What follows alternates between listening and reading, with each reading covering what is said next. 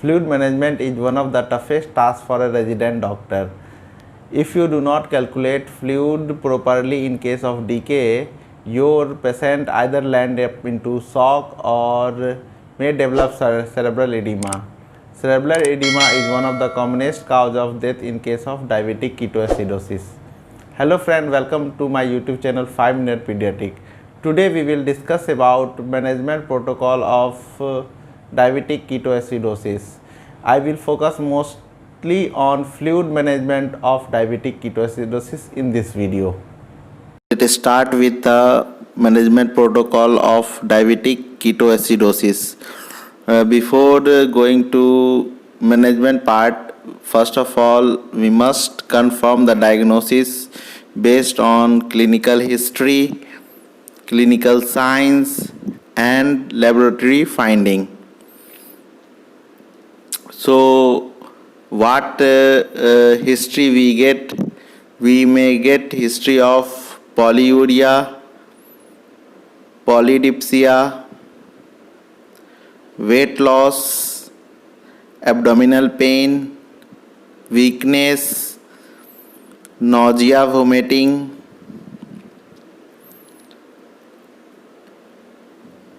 mental confusion, etc. And sign we may get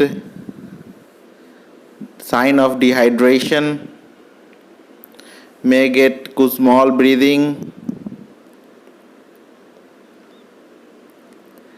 may have a smell of ketone,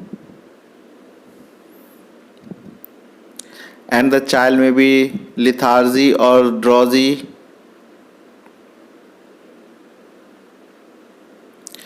Now if we get this, we will go for the laboratory investigation, and in lab investigation we get increased blood glucose more than 11 millimole per liter.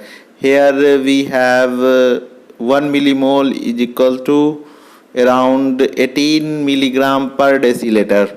Okay, you can multiply by 18 to get in milligram per deciliter. You may get acidosis in ABGs, pH less than 7.35, ketones in blood or urine.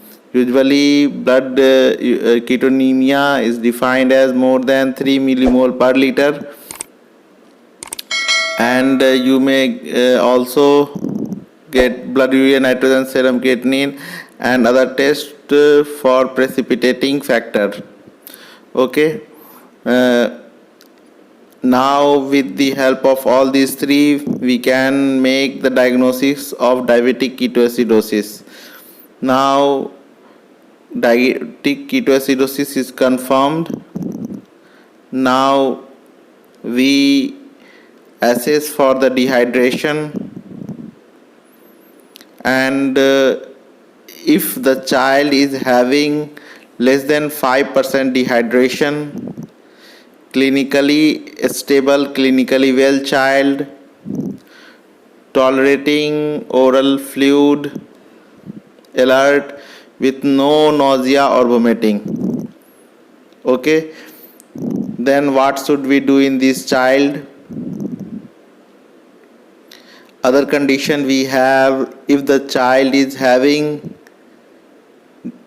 clinical dehydration with nausea, vomiting and child is not alert.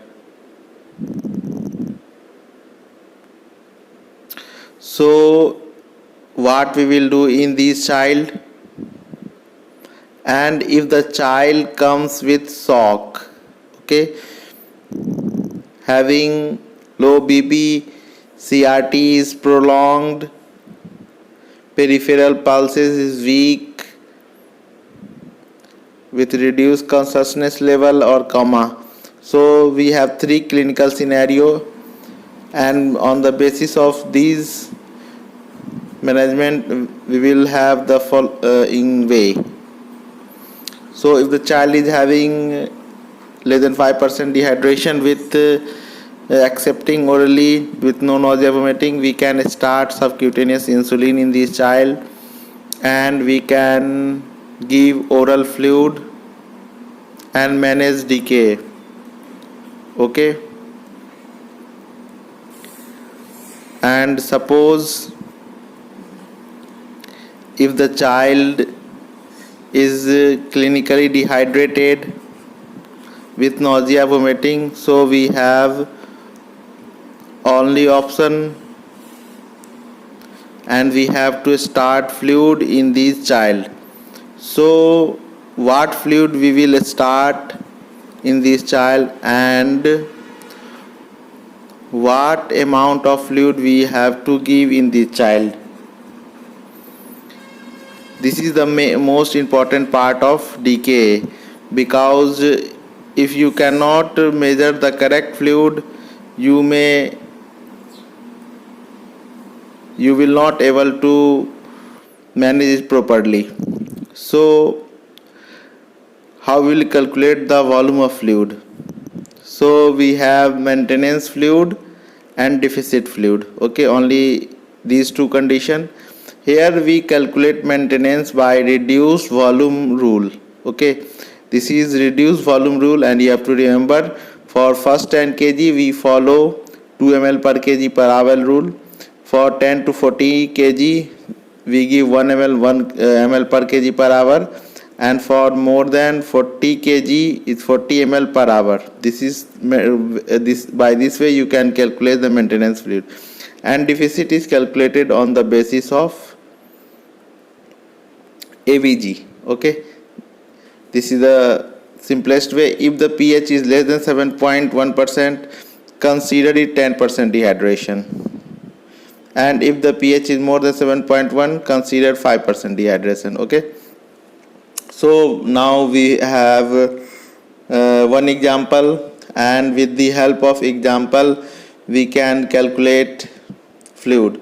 So which child require initial bolus? I have already mentioned the child is, if in shock, you have to give bolus.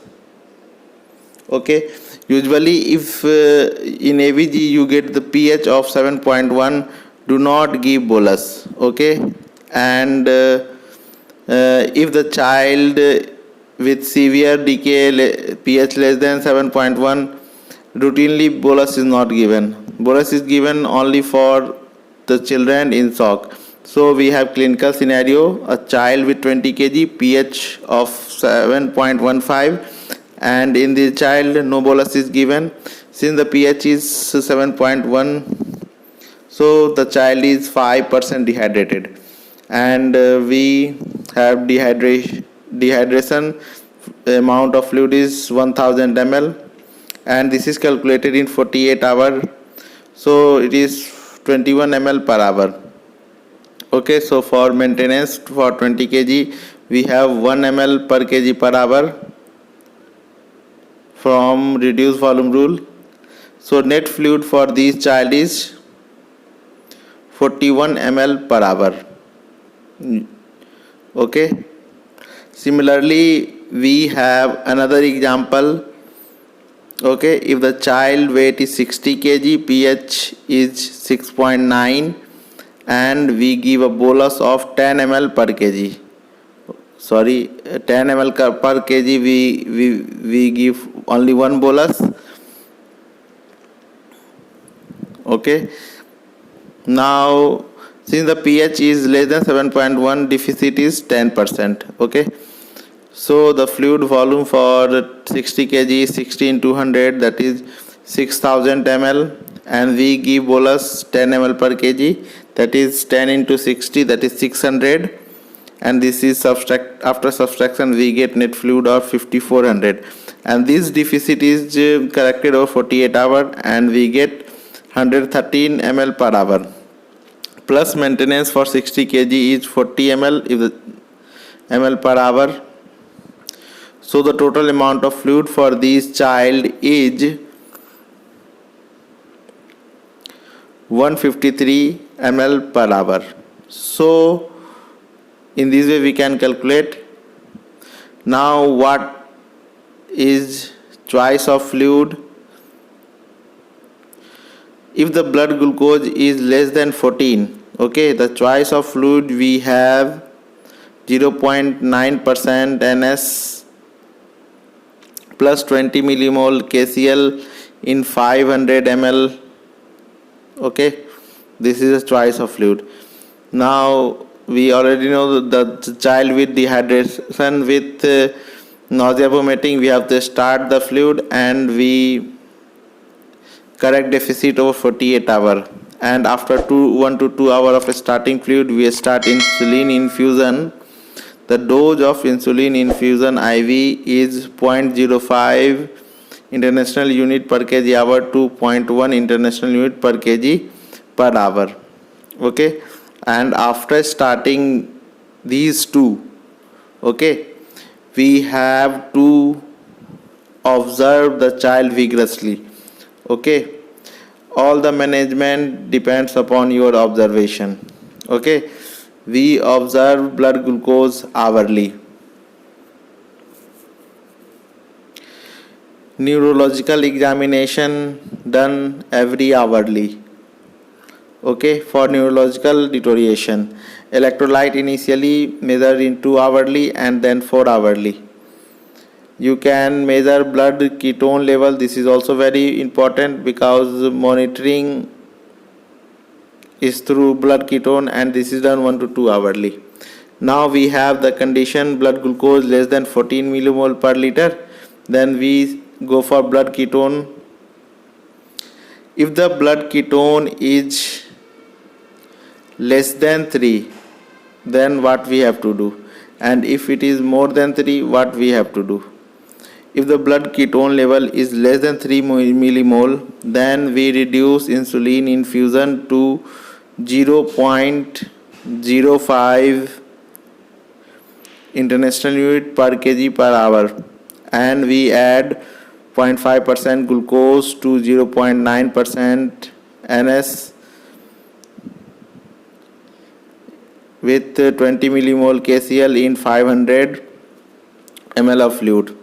Okay, and if the blood ketone is more than 3 millimole per liter, then we continue insulin infusion at a dose of 0.1 international per kg per hour, and we add more glucose, that is 10% glucose to 0.9% NS with 20 millimole KCl per 500 ml.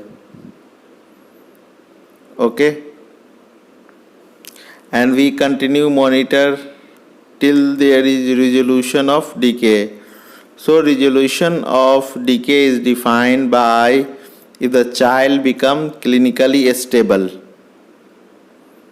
Okay, blood ketone less than 1 millimole per liter. Although the urinary ketone may persist longer, but blood ketone less than 1 millimole considered to be resolution of decay, and pH gets normal. Okay, in this condition we start subcutaneous insulin. Okay, and we stop insulin infusion after 1 to 2 hours.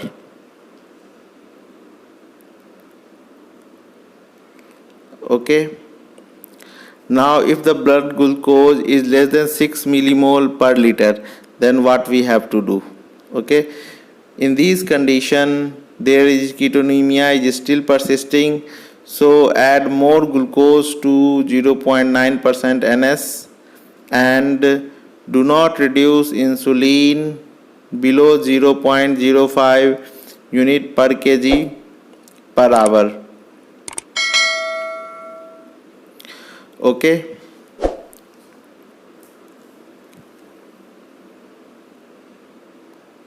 now if we are having neurological examination and neurological examination is abnormal, then search for feature of raised ICT, and in this condition we have to reduce hypoglycemia also. ठीक है, If there is a feature of raised ICT, headache, irritability, so heart rate, reduced consciousness level, then we start mannitol. If the blood pressure is normal, and or 3% NaCl if blood pressure is low. Okay, the given dose is 5 ml per kg over 30 minutes, or infusion is 0.1 ml per kg per hour. Okay, and in this condition we have to further restrict the fluid to almost half, and we have to consult senior member, and we have to think of other causes also.